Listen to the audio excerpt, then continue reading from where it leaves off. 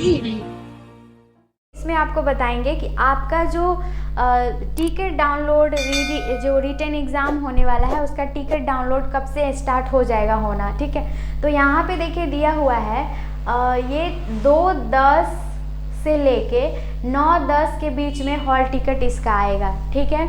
कब इसका hall ticket आएगा, तो 2 तारीख से 10वां महीना से यानी अक्टूबर से ये फॉर्म जो आपका हॉल टिकट होगा वो आना स्टार्ट हो जाएगा, डाउनलोड होने स्टार्ट हो जाएंगे, ठीक है।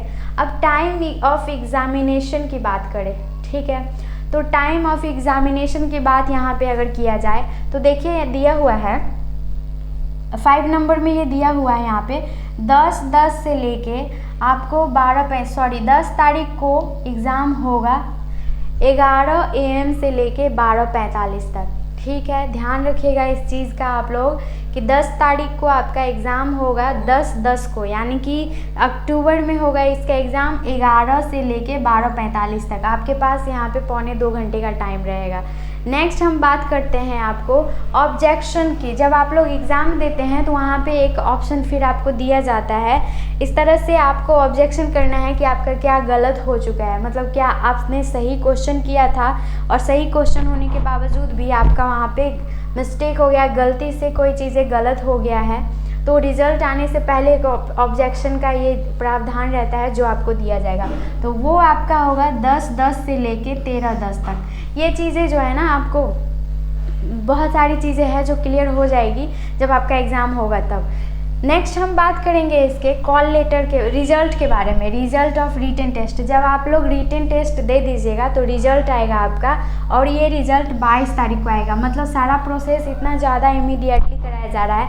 इसमें अगर आप लोग को फॉर्म भरना है तो ज़रूर भरिएगा, ठीक है। इसको छोड़िएगा मत, बहुत अच्छा ही जॉब है इसका, ठीक है। दूसरा हम आपको बताएंगे 9 नंबर में दिया हुआ है 26/10/2021 से 30/10/2021 कॉल लेटर। आपका जो कॉल लेटर आएगा, ठीक है, फिज़िकल टेस्ट के लिए। आपका जब रिटन एग्ज़ाम हो जाएगा तो एक फ़िज़िकल टेस्ट होगा। फिज़िकल टेस्ट के लिए आपको जो कॉल लेटर आएगा वो 26/10 को आएगा। 26/10 से 30/10 तक आप इसको डाउनलोड कर सकते हैं, ठीक। तो ये चीज़ें आपको यहाँ पे सारा कुछ क्लियर बताया हुआ है, कुछ करना नहीं है, सिर्फ फॉर्म भरना है, एग्ज़ाम देना है इसका, ठीक है। आइए नीचे देखते हैं।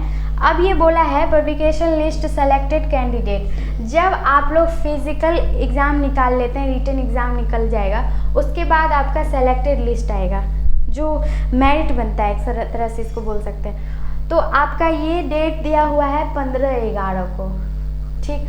अब नीचे आते हैं अपॉइंटमेंट्स ऑर्डर। जब आपका लिस्ट हो जाता है, जब आप सेलेक्ट हो जाते हैं तो अपॉइंटमेंट किया जाएगा और उसका डेट आपका है 17/11/2021 को, ओके। बाकी का जो आगे का प्रोग्राम होगा 29 तारीख से लेके बाकी का 2/12 तक होगा, यानी कि इस जो पूरे दिसंबर तक है ना, ये सब शेड्यूल आपका दिसंबर तक कंप्लीट हो जाएगा। फाइनली आपका जनवरी से जॉब स्टार्ट हो जाएगा, ठीक है। आगे बढ़ते हैं। जो सिलेबस है आपका एग्ज़ाम कैसे होगा, क्योंकि ये एग्ज़ाम बहुत ही खास होने वाला है आप लोगों के लिए, तो ये एग्ज़ाम बिल्कुल मिस मत करिएगा। और आपको कोशिश करना होगा ये कि आपको एग्ज़ाम की तैयारी अपने ट्रेड थ्योरी पे ज़्यादा फोकस करना होगा ताकि ये एग्ज़ाम आपका निकल जाए। अगर जिन लोगों का एग्ज़ाम ट्रेड थ्योरी की वजह से नहीं हुआ तो सोचिए कि इतना अच्छा मौका फिर आपको दोबारा बहुत ही रेयर में मिलने वाला है, ठीक है। तो यहाँ पे जो एग्ज़ाम होगा आपका वो ITI ट्रेड से रिलेटेड एग्ज़ाम होगा। जो आपका इलेक्ट्रीशियन है, वायरमैन है, चाहे कोई भी ट्रेड है, वोकेशनल जो आपका ट्रेड है उससे होगा। और क्वेश्चनों की संख्या कितनी रहेगी, 80, ठीक है। 80 क्वेश्चन रहेंगे और 1 घंटा 45 मिनट का टाइम दिया जाएगा और मैक्सिमम ये 1 नंबर का क्वेश्चन रहेगा, यानी कि 80 नंबर का क्वेश्चन रहेगा, ठीक। तो 80 नंबर का क्वेश्चन रहेगा, पर जो क्वेश्चन होगा वो 1 नंबर का रहेगा। तो इस तरीके से आपको ध्यान रखना है। 80 नंबर आपको कम से कम इसमें से कोशिश कीजिएगा। तो एक ही एग्ज़ाम आपको लिया जा रहा है रिटन, वो भी आपके सिर्फ ट्रेड थ्योरी से, इसमें जनरल GK GS तो कुछ है भी नहीं, तो आसान है। अब हम इसमें कुछ बता देते हैं आपको। ITI इलेक्ट्रिकल, वायरमैन और जो वोकेशनल कोर्स है उनके लिए, ठीक है। तो क्या क्या आपको पढ़ना है, इसमें ये चैप्टर दिया हुआ है, चैप्टर में टॉपिक दिया हुआ है। तो ये टॉपिक आपके लिए काफ़ी महत्वपूर्ण है, ध्यान से देखना। फर्स्ट नंबर का जो चैप्टर है वो फंडामेंटल एंड इलेक्ट्रिकल इंजीनियर्स है। बस शॉर्ट है, छोटा छोटा है। आपको ये चीज़ें अगर आपने पढ़ लिया तो मतलब ये तो बेसिक से है। इंटरमीडिएट का भी अगर आपने फिजिक्स पढ़ा होगा तो वहाँ पे ये चीज़ मिल गई होगी। जो ITI जिन्होंने अच्छे से पढ़ा होगा उनके लिए तो काफ़ी अच्छा है। ये रेजिस्टेंस के बारे में पूछा है, लॉ ऑफ रेजिस्टेंस बोल रहा है, टेम्परेचर रेजिस्टेंस बोल रहा है, ओम्स लॉ बोल रहा है, सीरीज पैरेलल, किरचॉफ्स लॉ। तो ये कितना आसान है, ये सब लोगों के लिए आसान नहीं है, लेकिन ये आसान है। इसको पढ़ना काफ़ी ज़रूरी है आपके लिए, क्योंकि यही बेसिक से आपका एग्ज़ाम क्लियर होने वाला है। दूसरा नंबर पे बोल रहा है इलेक्ट्रोमैग्नेटिज्म, मतलब ये मैग्नेट चैप्टर से है और आप लोगों को इसकी तैयारी करनी चाहिए। नेक्स्ट दिया हुआ है 3 नंबर इलेक्ट्रोमैग्नेटिक इंडक्शन। तो आप यहाँ पे पढ़ सकते हो इलेक्ट्रोमैग्नेटिक इंडक्शन के बारे में। तो ये चैप्टर आपके लिए कितना मायने रख रहा है, आपने ITI में तो सोचा भी नहीं होगा कि ये चीज़ें आपको आगे पूछेगा, इतना अच्छे से पूछेगा। देखिए यही सब दिया हुआ है। चौथे नंबर पे आइए, इसमें दिया हुआ है cell and batteries. Cell and batteries कितना इजी है, चैप्टर भी स्टार्टिंग का ही है। इसमें आपको पूरे जो सेल एंड बैटरीज है उनको एक एक करके पढ़ लेना है, ठीक है। Testing of lead acid, secondary cell, maintenance of lead, तो आसान है। लॉ ऑफ इलेक्ट्रोलाइटिस, ये तो बहुत इजी है, लेकिन आपको ट्राई करते रहना चाहिए और रिवीजन ज़रूर करते रहिएगा। 5 नंबर में दिया हुआ है इलेक्ट्रोलास्टिक, electrical wiring association, wiring and wire joint, ठीक है। तो ये सब चीज़ें आपके बुक में इजीली मिल जाएंगे, आपको तैयारी करने में कोई दिक्कत नहीं होगी। और आपको इजी वे कोचिंग में अगर आना है तो आप आ सकते हैं, आपके पास अच्छा मौका है ये तैयारी करने का।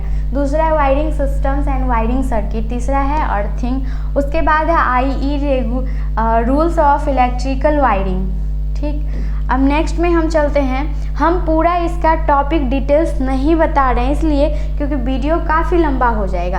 हम सिर्फ आपको चैप्टर बताएंगे और ये जो चैप्टर आपको बताएंगे इसी चैप्टर में आपके सारे के सारे टॉपिक्स मिल जाएंगे जब आप बुक ओपन करोगे तो। नेक्स्ट है इंटीग्रेटिंग इंस्ट्रूमेंट, ठीक है। क्या है नेक्स्ट? Integrating instrument. अब आइए नीचे 12 नंबर में चलते हैं। 12 नंबर में दिया हुआ है स्पेशल इंस्ट्रूमेंट, जो आपके इलेक्ट्रिकल में होंगे, जैसे कि इसमें बोला है मल्टीमीटर होगा, मैगर होगा, टंग टेस्टर होगा, फ्रीक्वेंसी मीटर होता है, सिंक्रोस्कोप होता है, इंस्ट्रूमेंट ट्रांसफार्मर होता है, CTPT, और उसके बाद पावर फैक्टर मीटर होता है। तो ये सब चीज़ें आपको स्पेशल इंस्ट्रूमेंट में मिल जाएंगे। यहाँ पे सुनने के लिए स्पेशल इंस्ट्रूमेंट लग रहा है, लेकिन ये कुछ हार्ड नहीं होता है, बस उसमें जो आपका इलेक्ट्रिकल टूल्स होता है उसको मीटर मापने की जो इंस्ट्रूमेंट होती है बस उसी के बारे में आपको पढ़ना है। नेक्स्ट है 13 नंबर यहाँ पे semiconductor device and their application. तो सेमीकंडक्टर जिसको हम लोग हिंदी में अर्धचालक बोलते हैं, ये तो नॉर्मल सा टॉपिक है और इसमें ही आपको क्या क्या पढ़ना है, atomic structure and semiconductor theory. Theory का जो पोर्शन होगा सेमीकंडक्टर वो आपको कंप्लीट करना है। P type N type materials पढ़ना है, P type N type junction पढ़ना है, biasing of characteristic of diode पढ़ना है, rectifier, half wave, full wave पढ़ना है। तो ये सब तो बहुत आसान है, आप बस ट्राई करना कि ये चीज़ें कभी भी छोड़ना मत, क्योंकि इतना अच्छा मौका तो बार बार आपको नहीं मिलेगा। पढ़ने के लिए इतना अच्छा टॉपिक भी बता दिया कि आप लोग अच्छे से पढ़ भी सकते हो, तो ज़्यादा दिमाग लगाना नहीं पड़ेगा। इसमें देखिए ब्रिज रेक्टिफायर है, ट्रांजिस्टर टाइप्स है, वर्किंग ऑफ इन्वर्टर, UPS है, बड़ा आसान है ये तो। 14 नंबर में देखिए दिया हुआ है DC जनरेटर। अब DC जनरेटर में आपको पूरा जनरेटर का पार्ट्स पढ़ना है, आर्मेचर, EMF इक्वेशन होगा। इक्वेशन सुनने में लग रहा है इक्वेशन बहुत हार्ड होता है, इक्वेशन हार्ड होता नहीं है, बस थोड़ा सा थ्योरी अगर आप जान गए तो इक्वेशन सॉल्व करना आसान हो जाएगा, ठीक है। वाइंडिंग टाइप्स ऑफ जनरेटर पढ़ना है, self excited shunt compound wind पढ़ना है, तो ये सारी चीज़ें पढ़ना है। 15 नंबर दिया हुआ है DC मोटर। अब DC मोटर में थोड़ा उसके पार्ट्स के बारे में आपको अच्छे से पढ़ना होगा, क्योंकि DC मोटर के पार्ट्स के बारे में जानना काफ़ी ज़रूरी है कि वो कैसे वर्क करता है, कैसे मूव करता है, कैसे क्या होता है, तो इसके फंक्शन के बारे में आपको पढ़ना होगा। नेक्स्ट है AC fundamental of circuit. AC आपको पता ही होगा कि इलेक्ट्रिकल वायरमैन में ये सब चीज़ें काफ़ी इम्पोर्टेंट टॉपिक है और हर एक एग्ज़ाम में इससे पूछा जाता है। तो अगर आप ये तैयारी कर लेते हो तो कोई भी एग्ज़ाम हो, इस एग्ज़ाम के अलावा कोई भी एग्ज़ाम हो तो आप उसको अच्छे से क्लियर कर सकते हो, क्योंकि बेसिक हमेशा आता है और हर एक एग्ज़ाम में आता है। ठीक है, अब हम नीचे चलेंगे 17 नंबर पे ट्रांसफार्मर। काफ़ी ज़रूरी है ये ट्रांसफार्मर। अल्टरनेटर दिया हुआ है 18 नंबर में अल्टरनेटर, 19 नंबर में है 3 फेज इंडक्शन मोटर। तो काफ़ी अच्छा है ये टॉपिक, भी काफ़ी अच्छा है, बहुत हार्ड भी नहीं है, तो आप लोग इसकी तैयारी कर सकते हो, कोई प्रॉब्लम नहीं आने वाली है। ठीक है, अब नीचे चलिए और हम अब बताएंगे 20 नंबर में टॉपिक नंबर 20। ठीक है, single phase induction motor. 21 number में है जनरेशन ऑफ पावर और 22 नंबर में है transmission and distribution of power. तो ये सब बहुत अच्छा है टॉपिक, आपको हर एक अपने थ्योरी के बुक से मिल जाएगा। 23 नंबर में दिया हुआ है प्लानिंग। 23 नंबर में दिया हुआ है planning, instrumentation and costing of wiring. 24 number में है इल्यूमिनेशन। ठीक है, तो आप ये जो चैप्टर हमने बताया है, एक एक चैप्टर को आपको कॉपी में नोट कर लेना है और उस चैप्टर का बुक जब आप ओपन करेंगे या जब आप तैयारी करने आएंगे यहाँ पे, तो आपको ये टॉपिक, इसके अंदर के जितने भी टॉपिक है वो A to Z पढ़ाया जाएगा। ठीक है, साथ में टेस्ट सीरीज़ भी आपको ये करना होगा। टेस्ट सीरीज़ ज्वाइन करने के बाद आपको ये खुद ब खुद पता चलेगा कि आपका तैयारी किस लेवल पे है और कितनी तैयारी हुई। तो ये आपकी बहुत सारी टॉपिक्स थी जिसको आपको तैयारी कर लेना है एग्ज़ाम के लिए। प्रॉपर आपसे यही क्वेश्चन आने वाला है यहीं से, और जो लोग ये पूरा 25 चैप्टर कंप्लीट कर लिए उनका एग्ज़ाम 100% श्योर है कि वो निकल जाएगा। ओके, तो ये हमने आपके साथ शेयर किया, और इसी तरह और भी वीडियो देखने के लिए हमारे साथ यूट्यूब पे चैनल पे बने रहें ताकि आप लोग को और भी जानकारी मिल सके। कोशिश करेंगे हम कि आपको इलेक्ट्रॉनिक्स का कुछ और क्लासेज इस पे प्रोवाइड करें, हमसे जितना हो सकता है हम आपकी पूरी मदद करने की कोशिश करेंगे। Thank you.